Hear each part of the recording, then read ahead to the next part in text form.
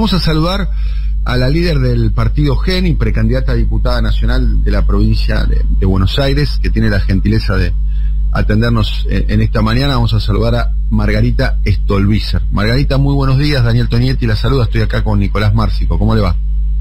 Muy bien, gracias. Buen día. ¿Cómo están? Bien, muchas gracias por atendernos. Bueno, no, de nada.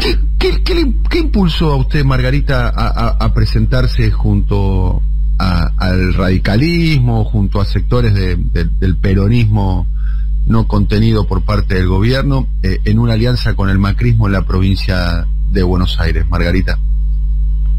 Digamos que hay dos elementos principales. Uno es que nosotros como partido GEN veníamos teniendo un debate, sobre todo en los últimos 2 años, en relación a que estábamos viéndonos afuera del debate de la Argentina. Digamos, las últimas estrategias electorales que habíamos tenido nos estaban dejando afuera de un debate que estaba y está demasiado concentrado en 2 coaliciones. La política implica siempre, es la herramienta para transformar la realidad, y lo que implica es la posibilidad de incidir, digamos, si uno no decide directamente en quienes toman decisiones.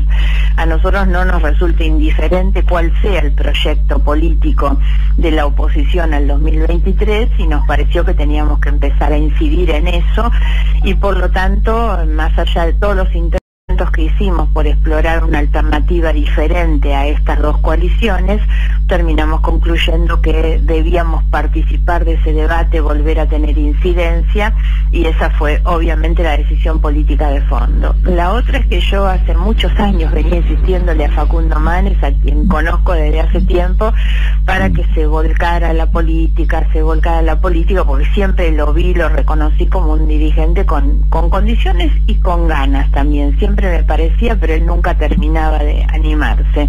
Cuando él toma la decisión de aceptar la candidatura que le ofrece el radicalismo, y obviamente me pide entonces que lo acompañe, eso es lo que para mí en lo personal y para el partido GEN es, digamos, una determinación muy importante, porque nos abre un camino de comodidad para ingresar en esa coalición, digamos, donde el radicalismo empieza a disputar un posicionamiento más fuerte, digamos, en el debate de la coalición. Bien, y a propósito, Manes está haciendo una alianza con el macrismo en la provincia de Buenos Aires y a nivel nacional. ¿Qué evaluación hace usted del gobierno macrista en términos políticos, institucionales, sociales? ¿Cómo lo caracteriza usted, Margarita, esa experiencia política del macrismo? Bueno, todos saben que yo he tenido una visión crítica que ha sido pública, mi visión crítica en realidad, y lo que creo en este momento, y por eso también me parece que ha sido importante la decisión de Facundo, es mirar un poco hacia adelante a partir de una coalición que se tiene que pensar a sí misma como distinta a la que gobernó antes, sobre todo porque somos muchos quienes, digamos, hemos sido críticos de lo que fue este gobierno, ¿no? El propio Facundo lo hace planteando siempre sus diferencias. La coalición tiene por naturaleza la diversidad en su composición que tiene la nuestra, como tienen las demás coaliciones, por lo tanto no implica nunca adherir en un todo a lo que se hizo, sino al contrario, tratar de construir una mirada hacia adelante sobre la base de que no volverá a ser lo que fue. Y la autocrítica, cuando el kirchnerismo dejó el poder, todo el mundo le reclamó, naturalmente, además, y se hizo muy profundamente, una autocrítica, ¿no? Y la autocrítica del macrismo, ¿dónde está? Yo, por lo pronto, a Manes no se la escucho, tampoco a No, pero que por supuesto, eso es lo que decía, Manes no tiene por qué hacerla porque no formó parte de ese gobierno, y él lo plantea siempre como una diferencia. La autocrítica que la hagan quienes integraron ese gobierno, no la vamos a hacer quienes no integramos el gobierno. Pero Manes formó parte, fue asesor de María Eugenia Vidal en la provincia de Buenos Aires. No creo que haya sido asesor, le ofrecieron en algún momento, pero no participó nunca él, digamos, en lo personal, con ninguna capacidad decisoria en ese gobierno, ninguna. ¿Y los aliados no tienen que dar explicaciones también sobre lo que sucedió? No, los aliados no tienen que dar ninguna explicación de lo que fue el gobierno anterior. Me parece que no corresponde de ninguna manera eso, y de todos modos, porque también la contrapregunta tuya podría ser que nosotros estamos aliados con otros que sí integraron ese gobierno, por supuesto, y lo que nosotros aspiramos es a conformar esta coalición con vocación de cambiar y de mejorar las cosas hacia adelante. Creo que lo importante es eso, y eso es lo que hacen todos los que en algún momento pierden elecciones. La obligación del que pierde es replegarse para tratar de mejorar. Siempre el desafío de la política es competir, al menos yo lo entiendo de esta manera, no en la descalificación del otro o apostando a que el otro le vaya mal, sino tratando de demostrar que puedo hacer las cosas mejor. Y eso es lo que nosotros intentamos, es tratar de reconstruir un proyecto político, económico y cultural para la Argentina hacia adelante. Cada cual tiene que hacerse cargo siempre de los errores que ha cometido, sobre todo quienes tenemos trayectorias políticas, pero creo que lo importante es comprometernos en un proyecto distinto hacia adelante. Acá me apuntan que Joaquín de la Torre es candidato de Manes y fue ministro de gobierno de Vidal. Va en la misma lista. Eso era lo que me refería, por eso dije recién que la repregunta podía haber sido esa, que yo estoy en una coalición con quienes sí formaron parte. Pero por eso digo, para nosotros lo importante es mirar desde luego en un proyecto político hacia adelante. Creo que esto es así, no volver a cometer los errores que se cometieron. ¿Cuál es el peor aspecto del gobierno macrista? ¿El endeudamiento, la persecución de opositores, el manejo discrecional de los servicios de inteligencia y la justicia? No creo en ninguno de todos esos, pero además, sinceramente, yo estoy en una campaña tratando de explicar a la gente qué es lo que voy a hacer cuando llegue al Congreso de la Nación, las cosas del gobierno de Macri. Hablemos mejor de este gobierno, no del gobierno de Macri. Esa práctica recurrente, ¿no?, que tienen los políticos y que tienen muchos periodistas, que es mirar permanentemente para atrás. Yo dije, me hago cargo de mis errores, de los propios, por supuesto, pero creo que lo importante es plantearle a la gente cuáles son las cosas que uno quiere hacer. Yo vuelvo al Congreso, que no pensaba hacerlo, y vuelvo al Congreso con una agenda de temas pendientes, muchos por supuesto, porque a veces escucho muchos discursos en la campaña electoral que son discursos como de presidente o de gobernador, cuando lo que aspiramos ahora es a ser legisladores, ¿no? Y me parece que hay que tratar de forzar un poco ese debate, y ustedes tienen también que ayudarnos a los políticos, porque después la gente dice, no dicen nada, no proponen nada, y creo que lo importante es eso, ¿no? Perdón. Yo le pregunto, discúlpeme Margarita, yo le pregunto, ¿el tema del endeudamiento podemos reconocer de que es un tema importante? Sí. Sí, es importante, pero yo no soy de las personas que van a andar criticando los endeudamientos, porque el endeudamiento no es ni bueno ni malo en sí mismo. El problema es lo que se hace con los dólares que llegan con el endeudarse para financiar la fuga de capitales, a priori no sería una práctica muy bondadosa, por eso digo, ¿no? Lo que hay que discutir no es el endeudamiento, sino a dónde van a parar los dólares. Claro, bueno, por eso, endeudarse para la fuga de capitales no es bueno. A ver, y hay una cosa que me gustaría no pasar por alto, ¿no? Porque que usted dijo, que yo le planteé la cuestión... Insisto, Tonietti, con esto, llamen a Macri para que rinda cuenta de su gobierno. Yo no tengo por qué hacerlo. No, está bien, lo podemos llamar a Macri, pero usted, espero no se incomode con el comentario, pero usted está yendo en una alianza que básicamente es una alianza con el macrismo, o sea... Claro, pero no voy el macrismo acaba de gobernar la Argentina. No voy a defender el gobierno del macrismo. Me parece que lo importante es, como dije antes, la verdad es intentar construir un proyecto a futuro, y eso es en lo que nosotros estamos, ¿no? Bien, a ver, pero por ejemplo, con el tema de la deuda, que usted como legisladora... Ahora, son divinos ustedes, porque la verdad esto es para que realmente les hagan a todos lo que hizo anoche Tetaz, que sale con una remera ahí Macri. La verdad es que para defender el gobierno horrible que tenemos de los Fernández, seguir hablando de lo que hizo Macri, a mí encima que ni siquiera formé parte de ese gobierno, que lo he criticado públicamente, me parece que los periodistas tienen ustedes que ayudar a subir el nivel del debate. Es tremendo esto que hacen de que Macri. La verdad tenemos un gobierno malísimo, con todas las penurias que la gente está atravesando. Nuestra obligación como políticos el tema, Margarita, ahí, realmente proponer un proyecto distinto para la Argentina. No me van a encontrar a mí defendiendo el gobierno de Macri, no lo voy a hacer. Ahora, tampoco pretendan que yo me haga cargo de las cosas del gobierno de Macri. Llamen a Macri, pregúntenle a Macri por su gobierno. Usted, históricamente, Margarita, la novedad política, discúlpeme, se lo digo con absoluto respeto, la novedad política es que usted siempre estuvo en una tercera alternativa. De hecho, la última vez tengo entendido que estuvo con Sergio Massa, inclusive con... No, la última vez con Labaña. Con Labaña, discúlpeme, perdón. La última vez estuvo con Roberto Labaña, que se presenta, de hecho, ahora como una tercera alternativa. Anteriormente había estado con Sergio Massa. Tengo en un momento, es más, en algún momento tengo entendido que funcionarios de este gobierno fueron candidatas de su coalición, como Vilma Ibarra. Vilma Ibarra en algún momento fue candidata de su coalición, ¿o no? Sí. En el año 2015, si no me equivoco. Sí. Fue como cuando yo fui candidata a presidenta. Y cuando Vilma usted fue era candidata al Mercosur. Al Mercosur, o sea, evidentemente tenía una comunidad de intereses con Vilma Ibarra en algún momento. Y hoy Vilma Ibarra forma parte de este gobierno, por ejemplo, ¿no? Sí, es una persona a la que yo aprecio muchísimo.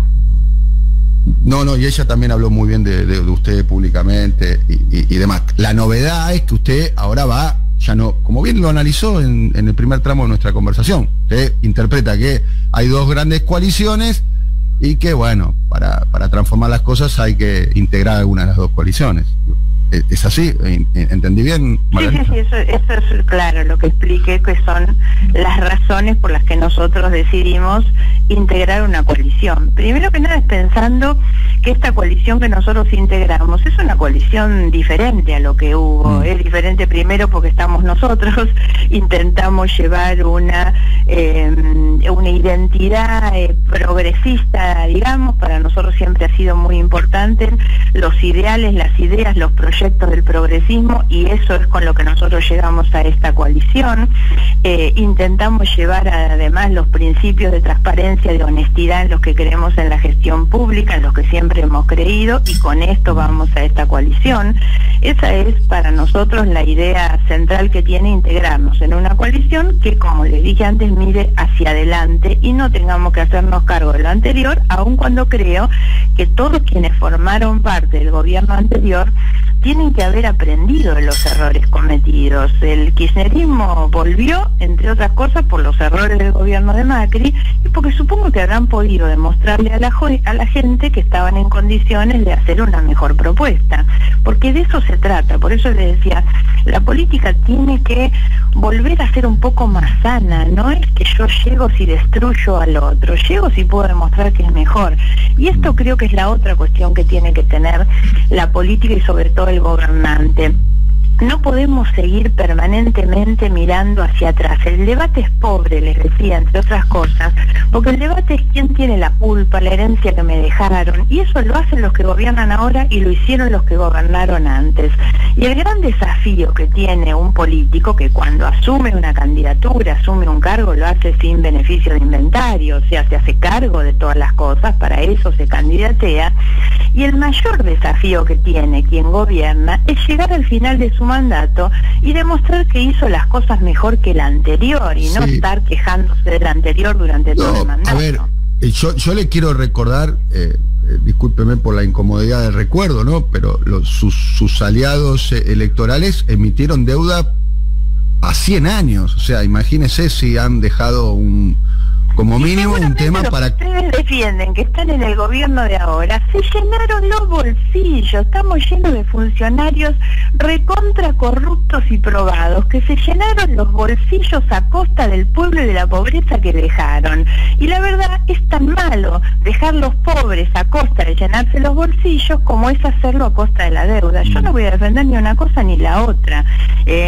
Por eso digo, a mí me interesa, en medio de una campaña electoral donde mi obligación es explicarle a la gente a quien yo le voy a ir a pedir su voto, para qué quiero volver al Congreso. Y creo que esos tienen que ser los debates. Insisto con que ustedes tienen que ayudar a eso, porque si no la política es tremendamente pobre si solamente vamos a estar cargando las tintas sobre las cosas que otros hicieron, ¿no?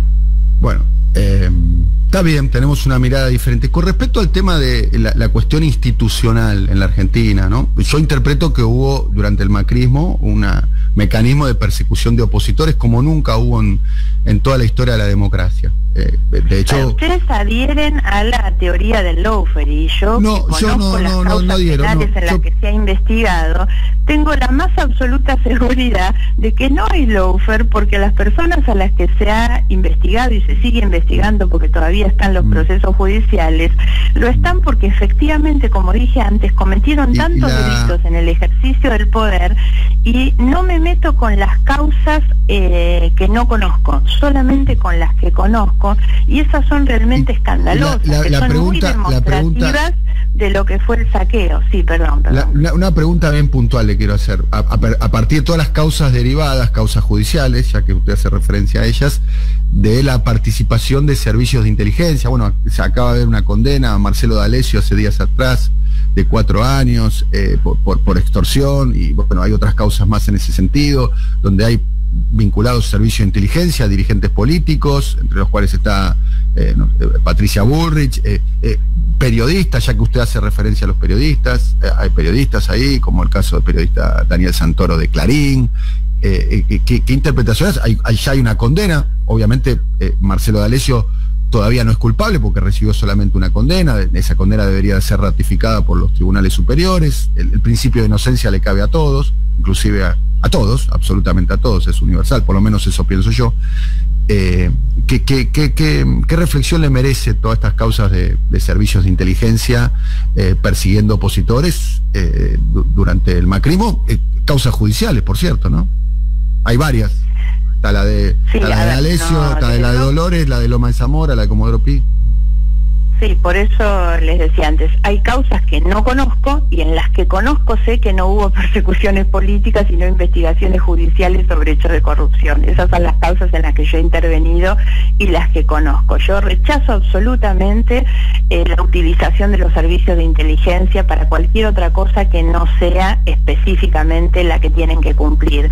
En mi caso personal he propuesto en más de una oportunidad, sobre todo cuando fui candidata a presidente, que habría que deshacer los servicios de inteligencia. Creo que hay que directamente eliminarlos, no cumplen la función que tienen que cumplir, y me parece que estos son los debates profundos. Cuando se cambió la CIDE por la AFI, justamente lo que no hubo fue solamente un cambio de maquillaje, y lo que no se discutió en ningún momento era qué información manejan, para qué la manejan, quiénes la manejan, cuánto dinero tiene. Los debates tienen que ser de fondo, porque si no, gobierno tras gobierno, con todo sigue pasando lo mismo. Yo tengo un rechazo absoluto por la utilización, insisto, de eso, el sistema de inteligencia que no sea para lo que tiene que ser, que es lo que no se está haciendo, por supuesto, ¿no? Nico. Margarita, ¿cómo anda? Buen día. Preguntarle también con respecto a todo lo que tiene que ver con esto del armado político, con cómo se toma volumen en la provincia de Buenos Aires, donde siempre repetimos es la madre de las batallas electorales, ¿no? Con el 37% del electorado nacional.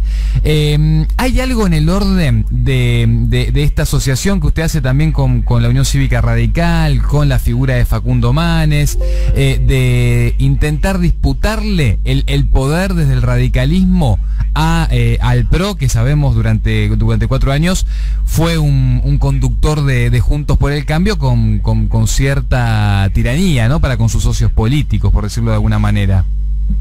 Bueno, lo que yo les comentaba en la primera pregunta de Tonietti, es que en realidad una de las cuestiones que a nosotros nos anima con la candidatura de Facundo es que hay sin ninguna duda un intento del radicalismo de reposicionamiento con otra fuerza dentro de lo que es esa coalición. Y eso tiene que ver no con tener simplemente una lapicera, sino con cambiar también el modelo de país. Por eso les decía, a nosotros no nos resulta indiferente cuál vaya a ser el modelo que la oposición lleve en el 2023, y eso es obviamente lo que queremos discutir. Está claro que el armado de Juntos como una estrategia electoral sirve y nadie la quiere perder, ¿no? Nadie quiere soltar porque eso generó cierto volumen.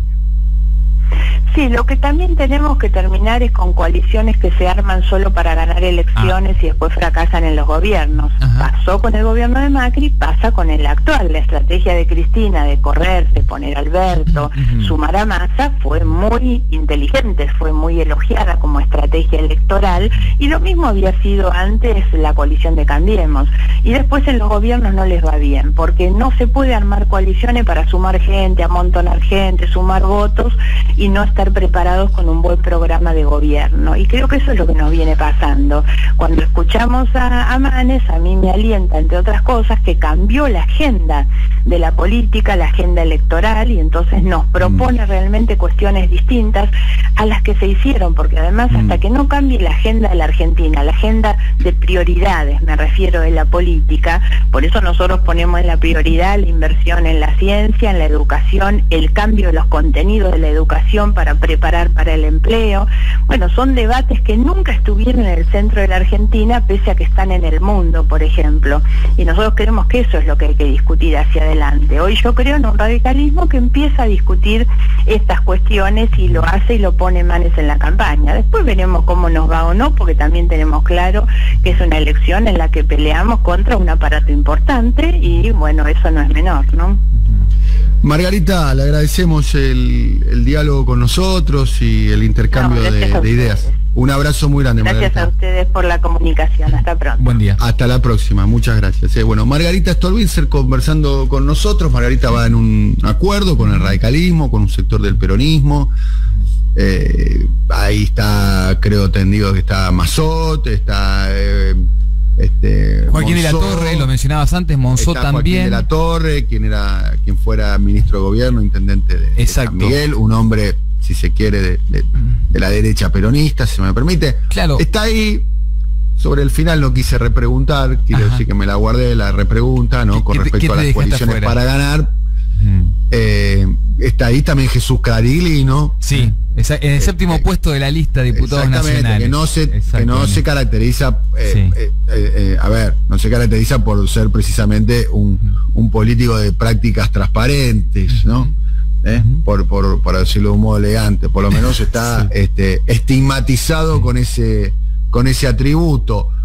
Quizás injustamente, ¿no? Ustedes saben que yo soy garantista, para mí todas las personas son inocentes hasta que se demuestre lo contrario, y para que se demuestre lo contrario tiene que haber un proceso judicial con una condena firme, ¿no? Donde se han revisado los fallos, los fundamentos, los procesos y demás. Soy muy garantista, soy muy garantista. Sí, y una investigación sin operaciones mediáticas también, ¿no, Dani? Otra parte fundamental, tema, ¿no? Claro. Evidentemente está bien, Margarita está incómoda con ese camino recorrido, ¿no? Sí. Con ese camino recorrido, bueno. Recordemos, Dani, que reconoció ella que se había enterado que Jesús Cariglino estaba en la lista cuando ella ya había firmado para sumarse a la lista de Manes. ¿Te acordás que fue su declaración cuando le preguntaron qué pensaba con compartir la lista con Cariglino? Dijo, yo me enteré después. Pareciera ser que no es una novedad política, Cariglino y demás. Bueno, 9:39, estamos aquí.